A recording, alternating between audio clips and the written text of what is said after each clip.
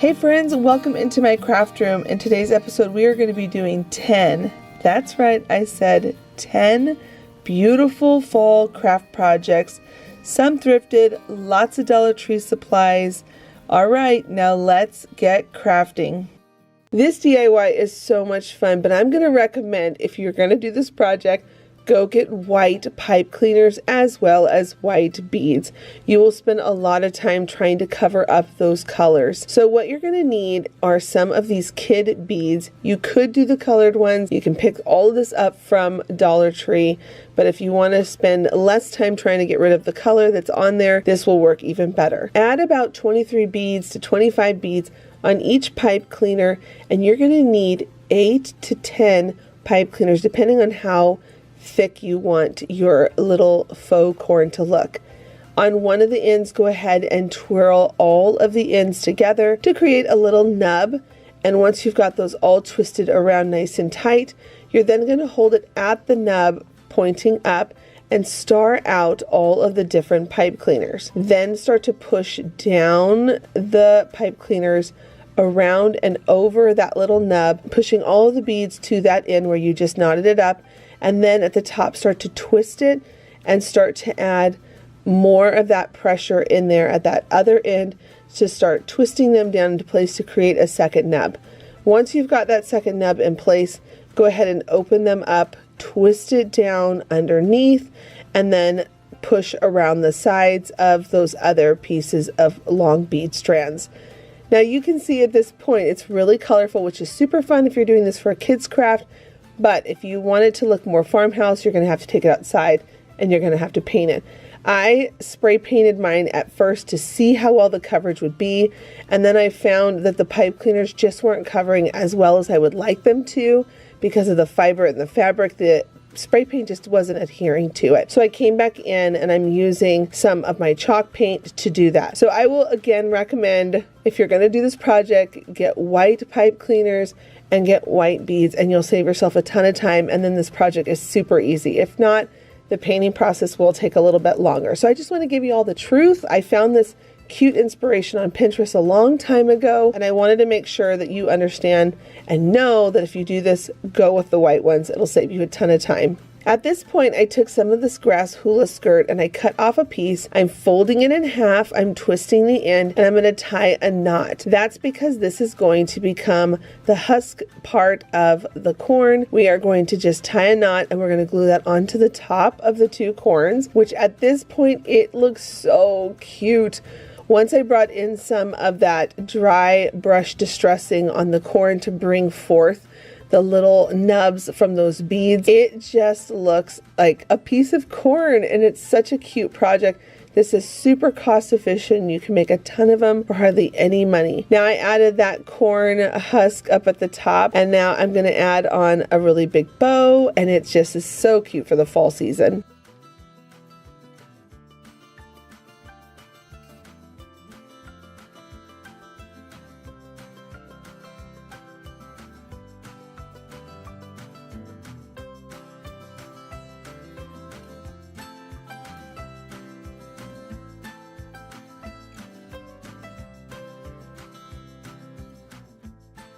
Up next, I'm going to share how I DIY crafted this darling tote bag. I'm going to be giving it to Miriam because she needs a book bag for the school year. And the cute thing about it is that you can easily customize any name on the front of the apple or down below. Now let me show you how I did all of these steps because they're super simple. You can use a die cutting machine or you can just use paint. I picked up this iron-on glitter green vinyl sheet. And again, you don't have to have a Cricut to work with this. I'm showing you here right now. I'm just simply cutting out a leaf cat eye shape. And once I've got it cut out, we can iron it down. So go ahead and move off that other stuff we don't need. I'm going to put a big thick blanket underneath my bag because I don't want to have any issues with my heat coming through. I'm using the Cricut heat press. I love this thing. You don't have to have this. You could totally use an iron from your home. That works too. And you don't want any steam. That's the trick. When you're using any kind of heat on these iron transfers, you don't want that steam. You want just the heat. So once it's cooled off, I'm going to remove that shiny part off.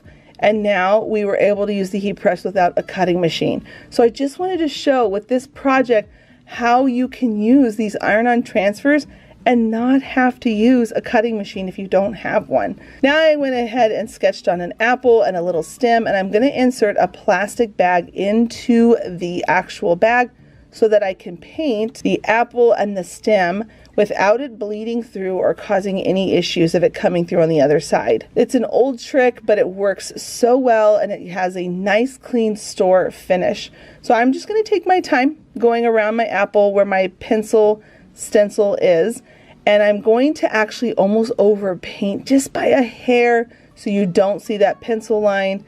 And I'm going to come in with a smaller brush to do the stem of the apple. Once I've got everything painted, and I let it really dry, because that's always so important when you're working with paint to move on to next steps. Always make sure they dry. I'm going to come in with a darling little bow, and I'm going to add a little button in the middle because I can't help myself. I love buttons. You could sew this on too, but if you only have hot glue, roll with that. That works too.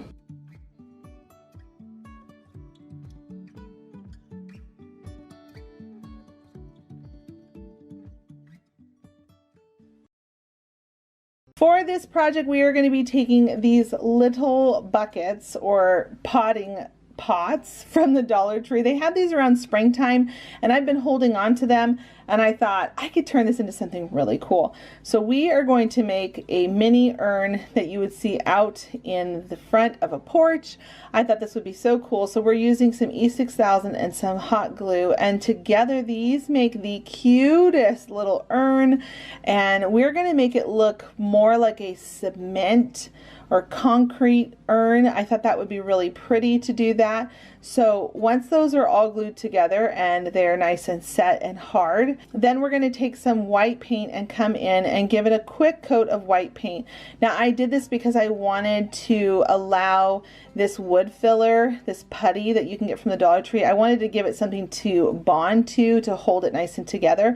And I went all over the whole thing, creating a lot of depth and texture. This is what's going to make it look like it's cement or concrete, where it's a nice beautiful texture on it. Then we're going to come in with a bunch of different tones of gray until we get the desired look that we want. You're going to add in some darker, some lighter, and then at the very end you're going to bring in the last, which is white, and you're going to lightly dry brush all over it. Once that's all done, I sealed it with some Mod Podge to make sure nothing chipped over time and it stayed nice and strong and sturdy, looking like it's concrete. And then I'm going to come in and add my piece of foam, push it down into place, and add some hot glue. This is going to allow it to stay in place if it ever gets knocked over and things don't fall apart. I like my stuff to just be nice and sturdy whenever I make things. Now I'm going to take that really whimsical, dainty flower that they have at the Dollar Tree. I stuck that in first, and then I'm adding in this really pretty leaf pumpkin option they had at the Dollar Tree this year. I loved these. I thought they were so cute, and when you cluster them together, they look like a mini tree. I thought this was so fun because when I brought all of them together at the base and wrapped it with twine, that became the look of a trunk, and all together it just looks like a mini tree inside of this urn, which is so cute to put on a table somewhere in your home. So make sure you wrap your twine nice and tight, and then at the bottom make sure you add some glue so everything holds into place. And then you're going to take some of this moss that they have, and you're going to just add in some hot glue and keep massaging it in. Make sure you use a popsicle stick so that you don't burn your fingers. That's what I like to do whenever I get into tricky parts so I don't hurt myself. And you're just going to keep massaging it into place so that you get it nice and packed in, and then you're ready to put it out for decor.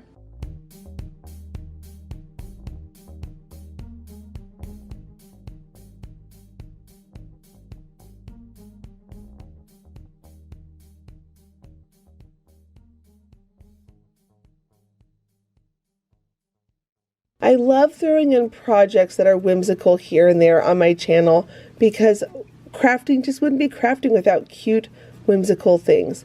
Now I'm going to remove these stickers on the back and the artwork on the front of this little house. This is my favorite new craft tool. I keep talking about it because I don't think enough people know about this tool. It is a plastic scraper blade. It gets underneath everything, and when you buy it, I think it comes with 100 blades. The thing is my favorite. When you have a heat gun with it, it can pick up anything off of any project with ease. Now you can see that I got all that stuff off. I painted the 3 different size houses black, and now I'm coming in with orange and white. The orange is an upside down water drop, and the white are oval eyes. So at this point, it's starting to come together, and you can see that we're making crows out of houses. Once you've got their eyes painted on, their nose beak painted on, go ahead and sand the sides of it to give it a more farmhouse rustic look. I just think these are so silly and so cute. My daughter, as I was making them, she thought they were so cute. She at first was wondering what I was making, and then she said, "Oh, you're making crows." So go ahead and take some twine, wrap it around the bottom of the house a couple times, tie a knot, a double knot, and then I'm going to just simply add on some gingham black and white bows. I think these are so darling for the fall, and they're so easy to make, and it made me feel so happy as I was making them.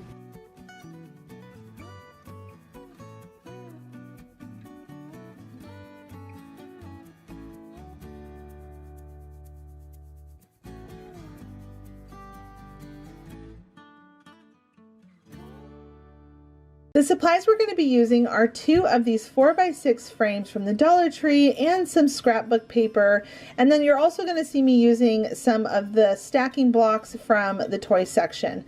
So what we're going to do now is we are going to remove the canvases off of both of our frames because we want to get down to the wood, and then we're going to take a thick piece of cardstock and we're going to use that to cut out 2 of the exact same sizes so that we can glue them on the front and the back. Now I thought this would be such a fun thing to make a 2-sided decor piece for Thanksgiving, so you can turn it whichever way you would like, and then you have options if you like to switch up your decor throughout the years. I always like to go back and forth with different color themes. So you're going to see here that I glued down that piece of cardstock that had the scrapbook paper, and then I'm going to sandwich it in between the 2 wood frames. Now we're going to have that seam around it, which is not so pretty or desirable, so I'm going to take some hot glue and this satiny ribbon from the Dollar Tree, and I'm going to just wrap it around it to help conceal that, and then you still are going to be able to see it popping through just a little bit. So I'm going to go back in again with another ribbon, but this time it's the lace from the Dollar Tree. I love this stuff. It comes out around this time of year, so I always make sure I stock up on it. That will be enough to last throughout the whole rest of the year when it's not in stock. And then at this point, once I went around that, I'm going to take those stacking blocks I talked about earlier, and I'm going to align 4 of them as straightly as I can, so that way this is going to help stand up our little decor sign. So once I've got 4, I added on some wood glue and some hot glue for that short-term, long-term hold, and I'm going to put it on both sides. So I'm doing it first on the buffalo check side, and then I'm going to come around on the yellow polka dot side, and I'm going to just make sure they're lined up as straightly as I can. And once those are all done, I did go ahead on the bottom and I added in a couple staples with my staple gun just to make sure it was nice and secure on there. And then if you don't want it to scratch your surface, you could always put a little piece of fabric or some more paper at the bottom of it. Now I'm adding on 2 more of those stacking blocks behind the pumpkin, and this was one of those hanging decor signs that they had at the Dollar Tree. It had a bunch of footballs on it. I think there was 2 footballs and 3 pumpkins. So I popped off 2 of the pumpkins, and I'm going to just add them onto my sign. One I had where it had the words coming out, where it said family, and then the other one I painted the backside of the pumpkin white. And now I'm going to take some of this bead garland. I love this stuff, and I am going to definitely be using this a lot. I love this stuff so much. I think it's so pretty. And then I just coiled it up around my pumpkin to make it look, you know, more raised, more high quality. I love putting stuff on here like these kind of garlands because it just adds more texture and depth. And then on the white pumpkin, I went ahead and put our family's name, the Sombles, and sealed it with some Mod Podge to make sure that it doesn't come off over time. And at this point, you're ready to display it.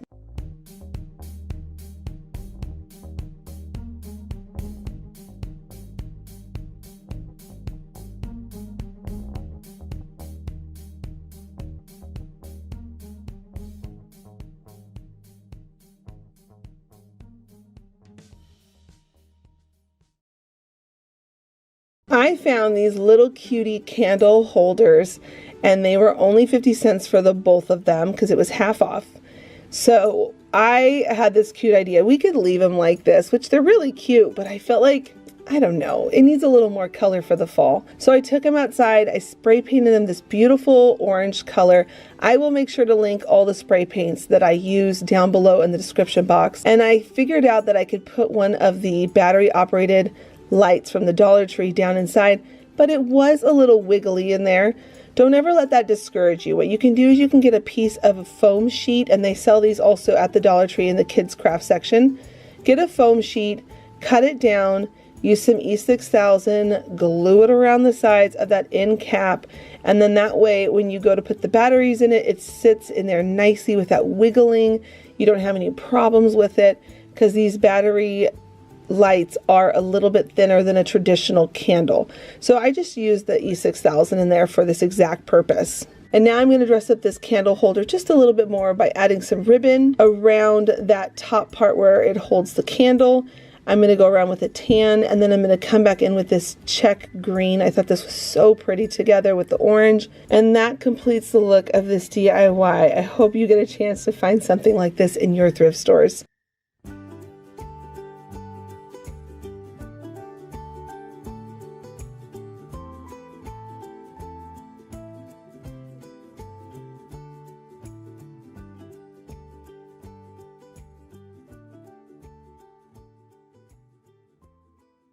This project, we're going to need double of these 3 different size pumpkins, 2 large, 2 mediums, 2 smalls, 2 terracotta pots, a dowel stick, and some leaves or some Spanish moss. Also, we're going to use a piece of foam. Start by taking the foam, cutting it down to size, and sticking that into the pots. And now we're going to shish kebab on those 3 different size pumpkins. Put them on at the different angles that you like. You could also just do them very vertically straight going down. Once you've done that, I like to pre-punch a hole into the foam, add some glue, and then stake the dowel down into that pot. I took it outside at this point and spray painted them with a primer white spray paint. That way so that anything that's on it doesn't bleed through. And then I'm now going to be going for a very peachy Cinderella type pumpkin for these mini pumpkin topiaries. Go ahead and paint on the color that you want. I'm going with a lot of peachy creams and orange.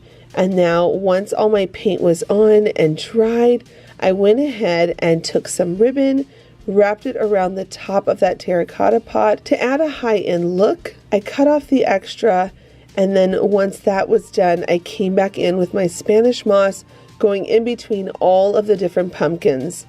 At the very top, I added back on the little stem for the pumpkin, and at this point, it just looks so beautiful and so high-end looking. I love having 2 of them because I can put them on different bookshelves. I also decided to give my Spanish moss a little bit of a trim so it didn't look so wild and crazy.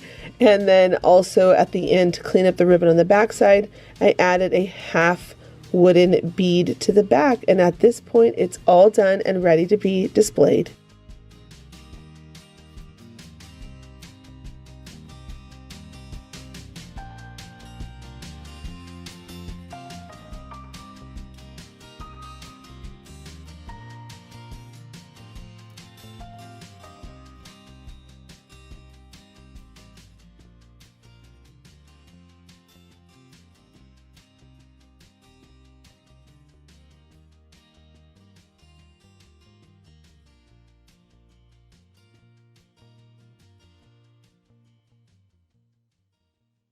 Our supplies are going to be 2 of these garden hang baskets.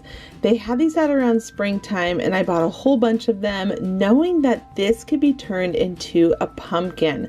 I was so excited to figure this out because I haven't really seen anybody do this. In fact, I don't think I've ever seen anybody use these to turn this into a pumpkin. It is the easiest DIY ever. You're going to just take off the wire chains and then you're going to line up the lines on the baskets, and then with some zip ties from the Dollar Tree, you're just going to zip tie every single joint where the bars line up. Then you're going to take your scissors and you are going to snip off the rest of the zip tie, and make sure you take the part that has that little square on the end where it fastens all together, twist that inward so you don't see it sticking out. Once you've got that done, go ahead and take a jar lid that they have at the Dollar Tree, and I'm going to just use some E6000 so that this stays together nice and tight, because this is going to become the top of our little pumpkin, so we can go ahead and add a stem to it and decorate it however you would like, honestly. Then you're going to take some hot glue on the inside and just glue that in place. Now this tool, I'm going to be showing it a little bit later on. I've showed it here before on my channel. It's called a Dile. It's used for scrapbooking and fastening on eyelets. I love this tool, but you can see that I used it because it's able to punch through metal like nothing. I mean, it is like using a hole puncher going through paper. So I went ahead and punched 2 holes so I could take some more zip ties and then fasten that to the top without having to worry about it coming off later. Then I took it outside and spray painted a really pretty fun orange color. You could do this whatever color you want for your pumpkin. And then I'm going to scrape off a little bit of the paint at the top because I want to make sure that it bonds well to the actual metal versus the paint. Over time that can peel away and break off really easy. So then I'm going to take one of these little wood stumps that they sell at the Dollar Tree in their floral section, glue that on, and then I'm going to take some of this greenery and staple it to the backside of that little log. And I did that because I didn't want to worry about these falling off over time, and stapling it on there is going to hold everything together nice and tight. I added some more hot glue, and then I'm coming in with this bead garland that you all know that I love here. You're going to see this a lot throughout this video because I think it's so cute when it's coiled and it makes it look like a pumpkin vine, all curly and cute. Then once all that was in place, I added a bow, and you are ready to decorate your home.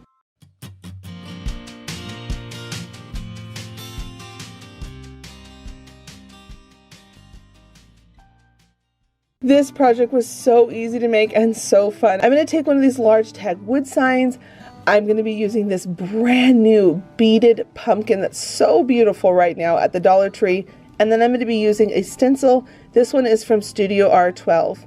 Go ahead and start by painting your tag whatever color you want. I went with a beautiful pumpkin orange. And on the back side, I'm going to go ahead and trace some fabric around with a pencil. And I'm going to just cut that all out and glue that to the back of my tag.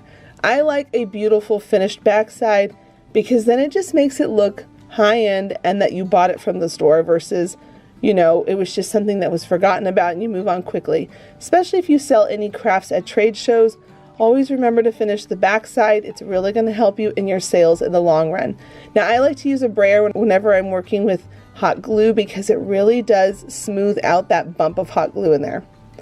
Now I'm going to come in with my stencil. Remember, when you're working with a stencil, it's so important to have the right brush. This is a rounded tip stencil brush. I will link my favorite brushes down below, and I will also make sure to link the stencil as well if you like the stencil. Now I like to take care of my stencils as I go, so I'm just cleaning it off in different sections because I want to use the stencil a little bit differently than how it was cut out and sent.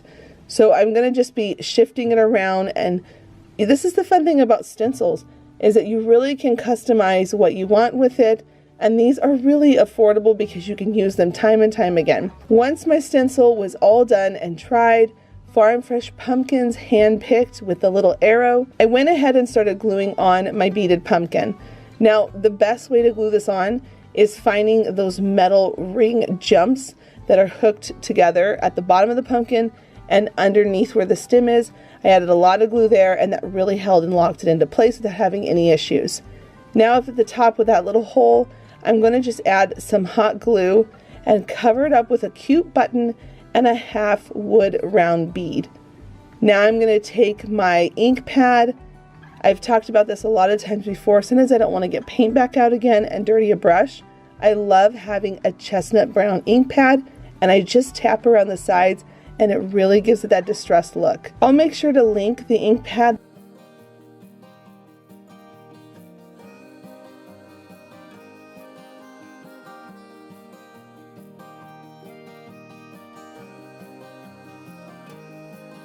Thank you all so much for stopping in and watching this video today. It means a lot to me having you as a crafting friend. If you haven't yet, please do give this video a thumbs up. It really does help out my channel here on YouTube, having the videos be seen more in the algorithm. And until the next episode, bye friends.